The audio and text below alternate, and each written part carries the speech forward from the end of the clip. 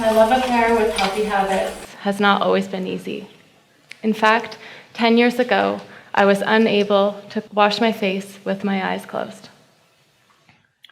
I lived in great fear and was too afraid, even in my own home, as a grown, married, professional adult, to close my eyes and let the water rush over my eyelids. Let me rewind a little here. 10 years at that time, my husband, who was my fiancé at the time, was assaulted in our apartment. Some drunk teenagers were causing a ruckus outside, and Steve went down to tell them to move along. He came back up to our apartment where I quietly worked on one of my final university papers. And 20 minutes later, we got a knock on the door. 5 large men grabbed Steve and beat him up in front of me. They came back for me, but I was able to lock them out. But I'm not sure I'll ever forget the sounds of their screams and the way they kicked out the door. When the commotion died down, I found Steve laying on the hallway of our apartment, and I thought he was dead.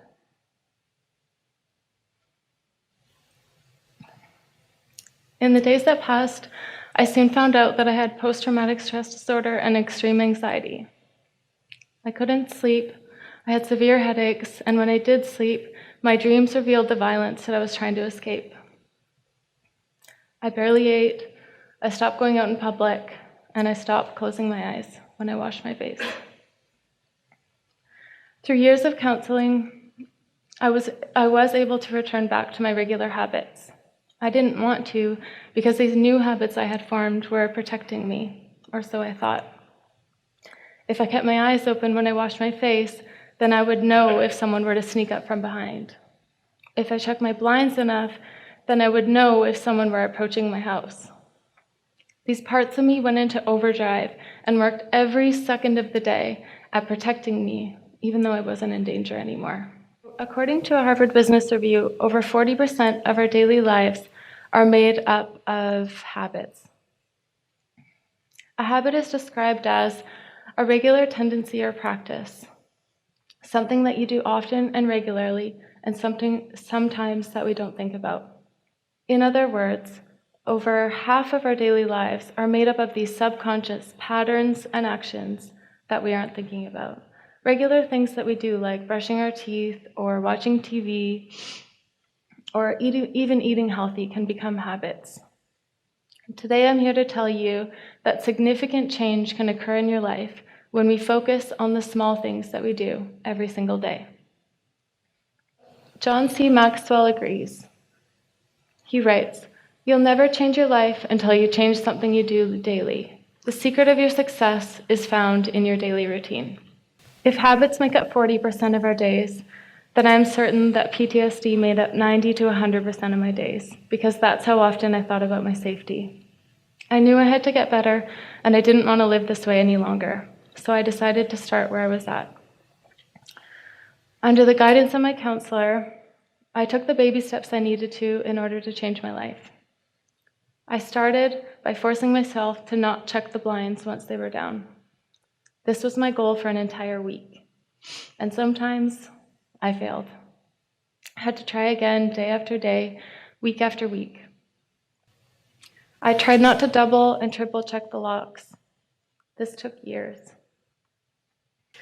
I read books, I watched documentaries, and I tried desperately to understand why my brain was leading me in this way.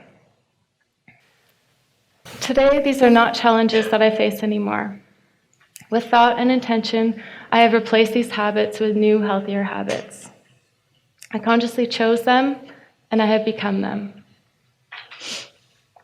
Checking my blinds is not even something that runs through my mind anymore. In fact, I currently live in a house with not a single blind or curtain, and I'm happy to let you know that I always close my eyes when I wash my face.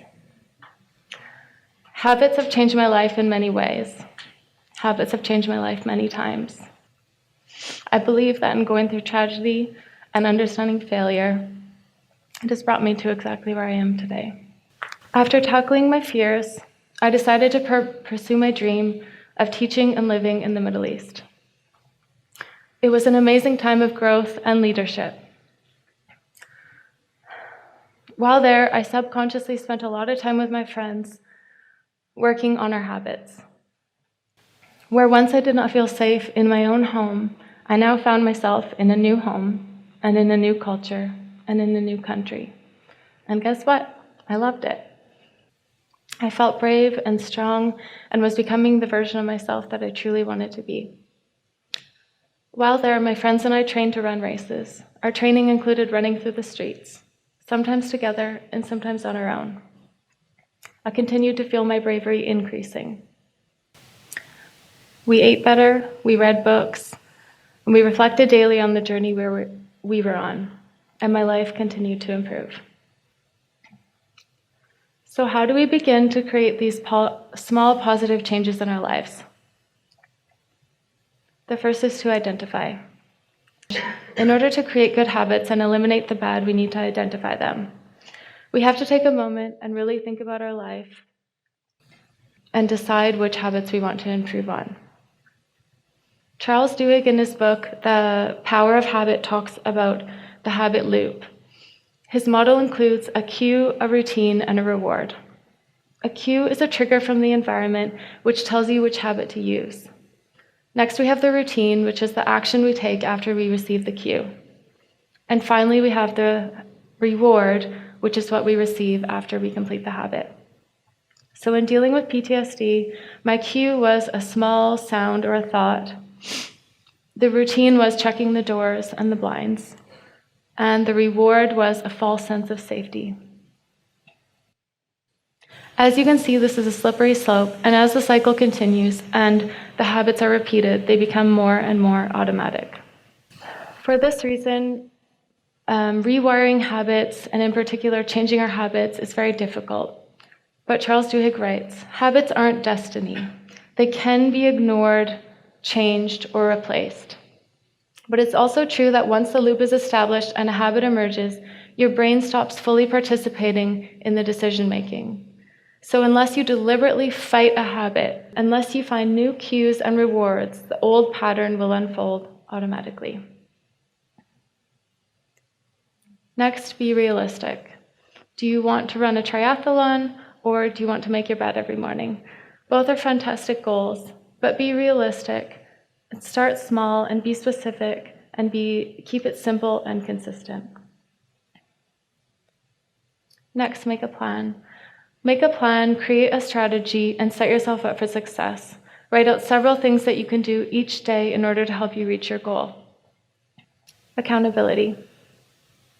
Find an accountability partner. I can't stress this point enough. At first, for me, this was my counselor, who I'm forever grateful for. Later, this became my husband, my sisters, my family, and my friends. These people are my foundation and believed in me and encouraged me. Setting yourself with this type of foundation will greatly increase your chances of success. Finally, focus. Focus on the little things you're doing every day, not the final goal. It's good to have big goals and dreams, but big goals and dreams happen because small daily actions are taken. And finally, continue. Don't give up. I wanted to give up on so many occasions, but that would have been a life of fear. My husband always did what he could to support me. I convinced him that we needed a dog, new windows, an alarm system, and new blinds, and we got them all, but the problem didn't go away. I had to do the inner work in order to keep going every day and create a new life. So will it be hard? Absolutely. And will you fail? Probably. But what if each person woke up day after day, week after week, month after month, and year after year, and decided to live each day a little bit better than the day before? What if each person committed to a lifelong journey of learning and growing? Today, I encourage you to take a look at your habits, examine them, appreciate them, and find ways to replace them if they're no longer serving you. For you, that may be working out every day, or simply eating a few more vegetables. We are all at a different stage of our journey, so find out where you're at, where you can improve, and start there. I love this quote by Aristotle. He says, "We are what we repeatedly do. Excellence, then, is not an act, but a habit." You are the one who is in charge of the person that you will become. Yes, it will be hard, and yes, it will take work, but all of your small successes will lead up to something a little greater. So wake up every morning, do your best, and do it again and again and again.